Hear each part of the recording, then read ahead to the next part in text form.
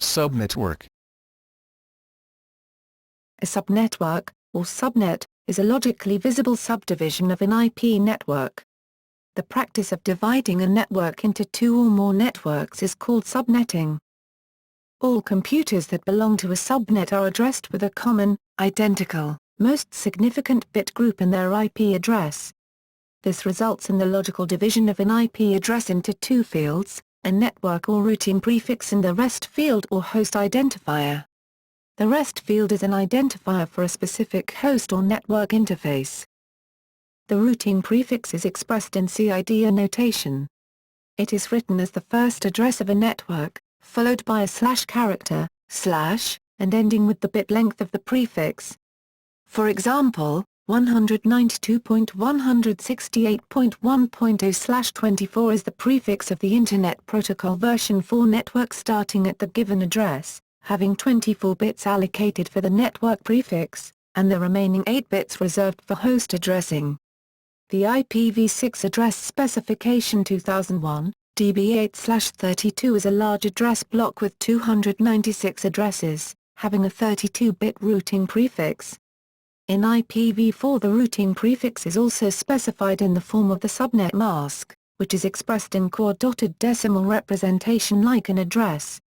For example, 255.255.255.0 is the network mask for the 192.168.1.0/24 prefix. Traffic between subnetworks is exchanged or routed with special gateways called routers which constitute the logical or physical boundaries between the subnets. The benefits of subnetting vary with each deployment scenario. In the address allocation architecture of the Internet using classless inter-domain routing, CIDR, and in large organizations, it is necessary to allocate address space efficiently. It may also enhance routing efficiency, or have advantages in network management when subnetworks are administratively controlled by different entities in a larger organization. Subnets may be arranged logically in a hierarchical architecture, partitioning an organization's network address space into a tree-like routing structure. Network addressing and routing. Computers participating in a network such as the Internet each have at least one logical address. Usually this address is unique to each device and can either be configured dynamically from a network server, statically by an administrator, or automatically by stateless address auto-configuration. An address fulfills the functions of identifying the host and locating it on the network. The most common network addressing architecture is Internet Protocol version 4, IPv4, but its successor, IPv6, is in early deployment stages. An IPv4 address consists of 32 bits, for human readability written in a form consisting of 4 decimal octets separated by dots, called dot decimal notation. An IPv6 address consists of 128 bits written in a hexadecimal notation and grouping 16 bits separated by colons. For the purpose of network management, an IP address is divided into two logical parts, the network prefix and the host identifier or rest field. All hosts on a subnetwork have the same network prefix. This routing prefix occupies the most significant bits of the address. The number of bits allocated within a network to the internal routing prefix may vary between subnets, depending on the network architecture. While in IPv6 the prefix must consist of a set of contiguous 1 bits, in IPv4 this is not enforced, though there is no advantage to using non-contiguous 1 bits. The host part is a unique local identification and is either a host number on the local network or an interface identifier. This logical addressing structure permits the selective routing of IP packets across multiple networks via special gateway computers, called routers, to a destination host if the network prefixes of origination and destination hosts differ, or sent directly to a target host on the local network if they are the same. Routers constitute logical or physical borders between the subnets, and manage traffic between them. Each subnet is served by a designated default router, but may consist internally of multiple physical Ethernet segments interconnected by network switches or network bridges. The routing prefix of an address is written in a form identical to that of the address itself. This is called the network mask, or subnet mask, of the address. For example, a specification of the most significant 18 bits of an IPv4 address, 11,111,111.11,111.11.0000000, is written as 255.255.192.0. If this mask designates a subnet within a larger network, it is also called the subnet mask. This form of denoting the network mask, however, is only used for IPv4 networks. The modern standard form of specification of the network prefix is CIDR notation, used for both IPv4 and IPv6. It counts the number of bits in the prefix and appends that number to the address after a / character separator. 192.168.0.0, netmask 255.255.255.0 is written as 192.168.0.0/24. In IPv6, 2001, DB8/32 designates the address 2001, DB8 and its network prefix consisting of the most significant 32 bits. This notation was introduced with classless inter-domain routing, CIDR, in RFC 4632. In IPv6 this is the only acceptable form to denote network or routing prefixes. In class file networking in IPv4, prior to the introduction of CIDR, the network prefix could be directly obtained from the IP address, based on its highest order bit sequence. This determined the class, A, B, C, of the address and therefore the network mask.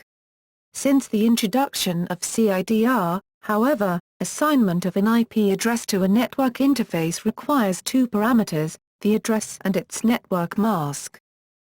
In IPv4, on-link determination for an IP address is given simply by the address and netmask configuration, as the address cannot be disassociated from the on-link prefix. For IPv6, however, on-link determination is different in detail and requires the Neighbor Discovery Protocol, (NDP). IPv6 address assignment to an interface carries no requirement of a matching on-link prefix and vice versa, with the exception of link local addresses.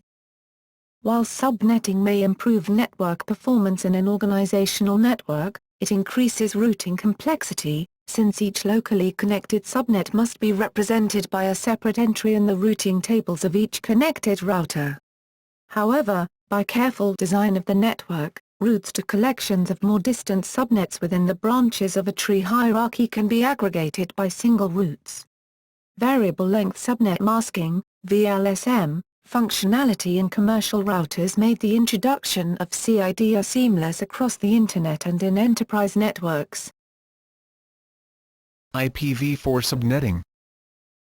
The process of subnetting involves the separation of the network and subnet portion of an address from the host identifier.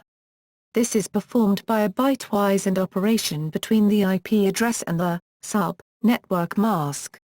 The result yields the network address or prefix, and the remainder is the host identifier. Determining the network prefix. An IPv4 network mask consists of 32 bits, a sequence of ones, 1, followed by a block of zeros.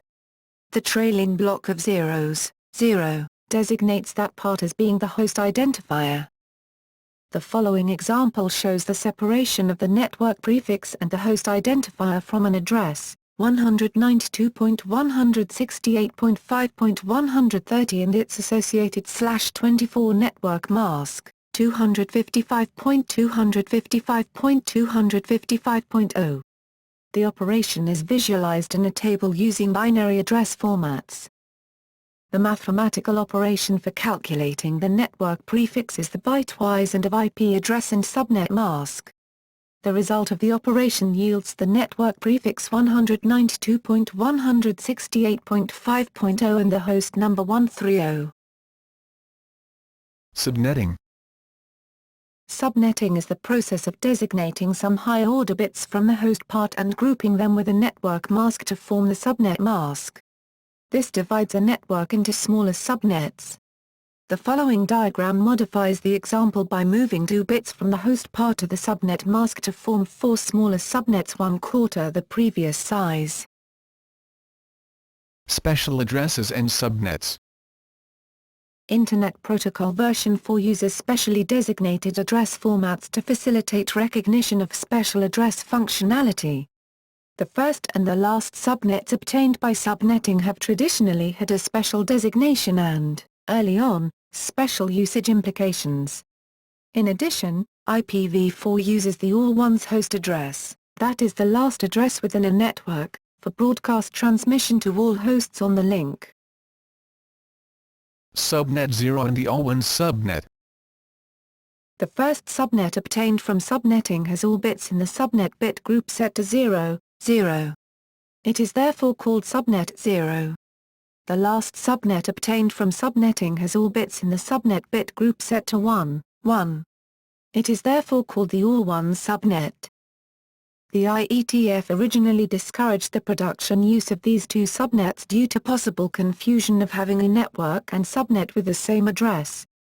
The practice of avoiding subnet 0 and the all-ones subnet was declared obsolete in 1995 by RFC 1878, an informational, but now historical document. Subnet and host counts. The number of subnetworks available, and the number of possible hosts in a network may be readily calculated. In the example, above, 2 bits were borrowed to create subnetworks, thus creating 4, 22, possible subnets.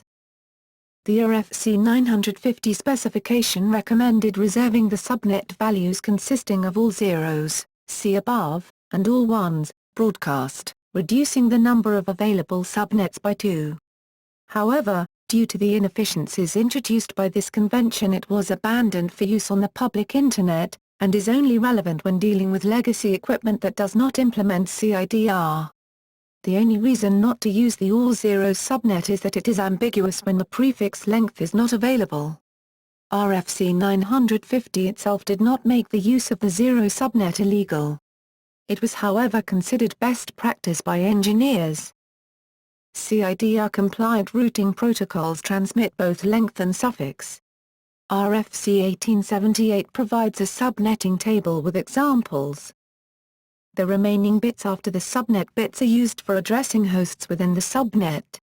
In the above example, the subnet mask consists of 26 bits, leaving 6 bits for the host identifier. This allows for 62 host combinations, 26-2. The all-zeros value and all-ones values are reserved for the network address and broadcast address respectively. In systems that can handle CIDR, a count of 2 is therefore subtracted from the host availability, rather than the subnet availability, making all 2n subnets available and removing a need to subtract 2 subnets. For example, under CIDR/28 all 16 subnets are usable. Each broadcast, that is 15.31-.255, comes off the client count, not the network, thus making the last subnet also usable. Only legacy technology not capable of using CIDR default in accordance with the RFC 1878 standard required the subtraction of subnets, one at the beginning of the range and one at the end of the range.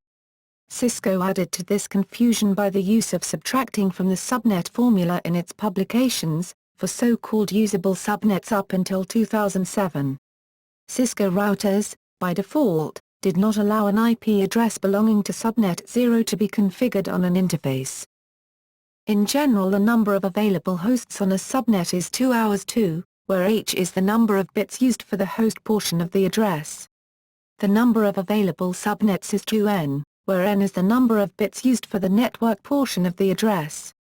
This is the RFC 1878 standard used by the IETF, the IEE and CompTIA.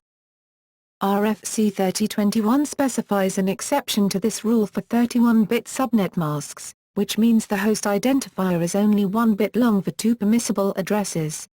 In such networks, usually point-to-point links, only 2 hosts, the endpoints, may be connected and a specification of network and broadcast addresses is not necessary.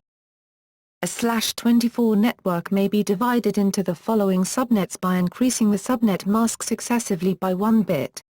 This affects the total number of hosts that can be addressed in the /24 network, last column. Only applicable for point-to-point links.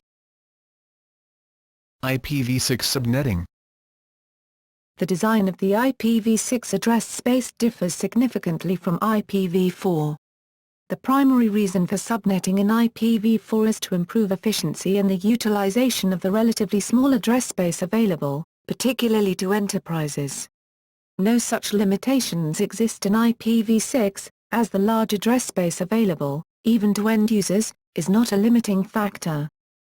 An RFC 4291 compliant subnet always uses IPv6 addresses with 64 bits for the host portion. It therefore has a /64 routing prefix, 128. 64 equals the 64 most significant bits. Although it is technically possible to use smaller subnets, they are impractical for local area networks based on Ethernet technology, because 64 bits are required for stateless address auto-configuration. The Internet Engineering Task Force recommends the use of /127 subnets for point-to-point links, which consist of only 2 hosts. IPv6 does not implement special address formats for broadcast traffic or network numbers, and thus all addresses in a subnet are valid host addresses. The all zeros address is reserved as the subnet router unicast address. The recommended allocation for an IPv6 customer site was an address space with an 48-bit /48 prefix. However, this recommendation was revised to encourage smaller blocks, for example using 56-bit prefixes. Another common allocation is a /64 prefix for a residential customer network. Subnetting in IPv6 is based on the concepts of variable length subnet masking, VLSM, and the classless interdomain routing methodology. It is used to route traffic between the global allocation spaces and within customer networks between subnets and the Internet at large.